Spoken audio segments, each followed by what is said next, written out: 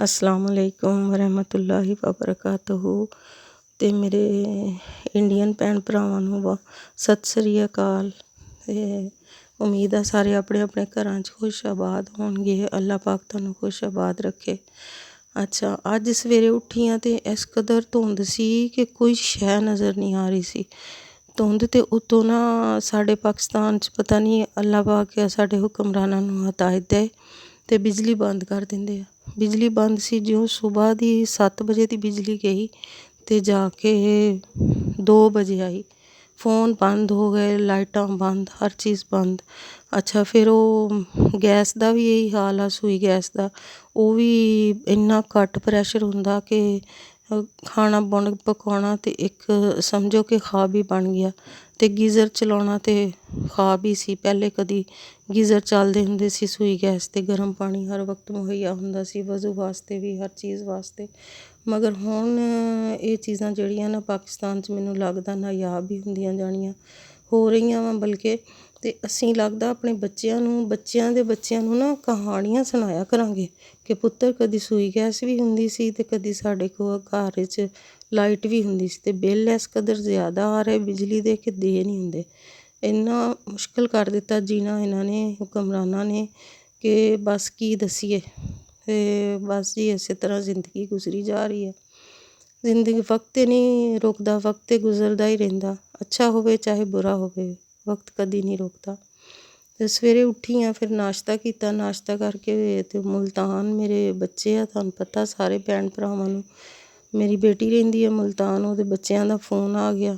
ਬੱਚਿਆਂ ਨਾਲ ਗੱਪ ਸ਼ੱਪ ਕੀਤੀ, ਨਾਸ਼ਤਾ ਕਰਕੇ ਹਟੇ ਸੀ, ਖੇਲਦੇ ਸੀ। ਬੱਚਿਆਂ ਨੂੰ ਅੱਜ ਕੱਲ੍ਹ ਛੁੱਟੀਆਂ ਆਪਣੇ ਘਰਾਂ 'ਚ ਆ ਤੇ ਵਿਹਲੇ ਆ ਤੇ ਸਾਰਾ ਦਿਨ ਬਸ ਖੇਲ ਲਿਆ ਤੇ ਗੱਲਬਾਤ ਕਰ ਲਈ। ਇਹ ਉਹਨਾਂ ਦੀ ਮਸਰੂਫੀਅਤ ਆ। ਜੀਂਦੇ ਰਹੋ, ਵਸਦੇ ਰਹਿਣ, ਅੱਲਾ ਉਹਨਾਂ ਨੂੰ ਆਪਣੇ ਆਪਣੇ ਘਰਾਂ 'ਚ ਖੁਸ਼ਆਬਾਦ ਰੱਖੇ।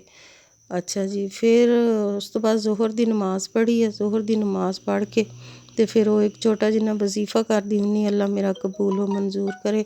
ਤੇ ਉਸ ਤੋਂ ਬਾਅਦ ਜੀ ਫਿਰ ਨਮਾਜ਼ ਤੋਂ ਬਾਅਦ ਇੱਕ ਤਸਬੀਹ ਕੀਤੀ, ਵਜ਼ੀਫਾ ਕੀਤਾ। ਫਿਰ ਅਸਰ ਦਾ ਟਾਈਮ ਹੋ ਗਿਆ, ਅਸਰ ਦੀ ਨਮਾਜ਼ ਪੜ੍ਹੀ, ਚਾਏ ਪੀਤੀ ਆ। ਚਾਏ ਪੀਤੀ, ਸ਼ੱਕਰਕੰਦੀ ਮੈਨੂੰ ਬਹੁਤ ਪਸੰਦ ਆ, ਸ਼ੱਕਰਕੰਦੀ ਖਾਧੀ ਥੋੜ੍ਹੀ ਜਿਹੀ। ਤੇ ਆ ਨਾ ਆਪਣਾ ਗਰਮੀਆਂ ਦੀ ਅਤੇ ਸਰਦੀਆਂ ਦੀ ਅਤੇ ਸੁਹਾਨਾ ਸੂਪ ਹੋ ਗਿਆ, ਕ੍ਰਿਸਪੀ ਚਿਕਨ ਹੋ ਗਿਆ, ਫਿਸ਼ ਹੋ ਗਈ।